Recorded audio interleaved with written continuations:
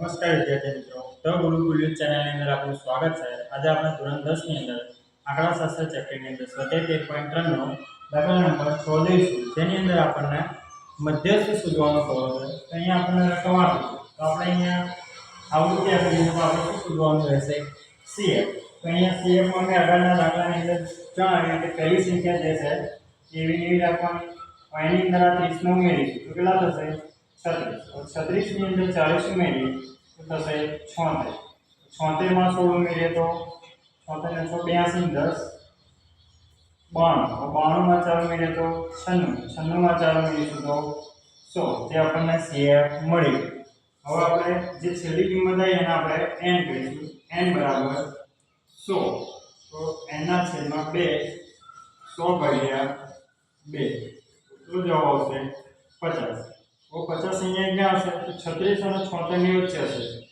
આપણે જે 76 મોટી સંખ્યા છે એને આપણે બોક્સમાં મૂકી દઈશું। હવે આપણે કિંમતો f, cf, l અને h જોશે।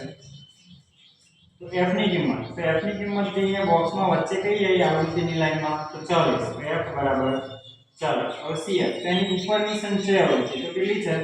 36। હવે l ની કિંમત તો અહીંયા જે આપણે બોક્સ બનાવ્યામાં આગળનો વર્ગમૂળ કેટલો છે? 7।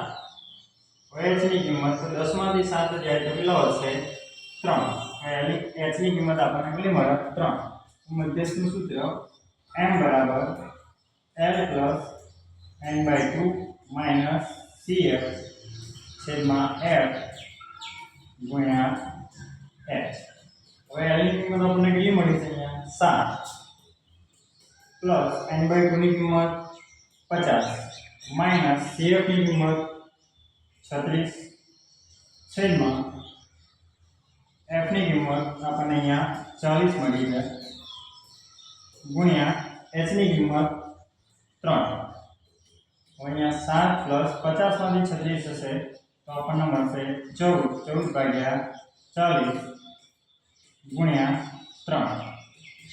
7 પ્લસ 14 તારીખ 42 ભાગ્યા 40, 42 ભાગ્યા 40, 40 એકા 40 નીચે વધશે કેટલા? 2। અહીંયા આપણે 0 ઉતારીશું તો અહીંયા પોઈન્ટ મૂકવો પડશે, પણ હજુ ભાગ ચાલશે નહીં, એટલા માટે આપણે બીજી એક શૂન્ય ઉતારવી પડશે, તો અહીંયા 0 મૂકવા પડશે। હવે 4 × 5 = 20, એટલે અહીંયા કેટલા થશે? 200। અહીંયા 0 0 0, આપણો જવાબ આવે 1.05। તો 7 પ્લસ 1.05, 7 ને 8, 8.05 જે આપણો માંગેલ મધ્યસ્થ છે।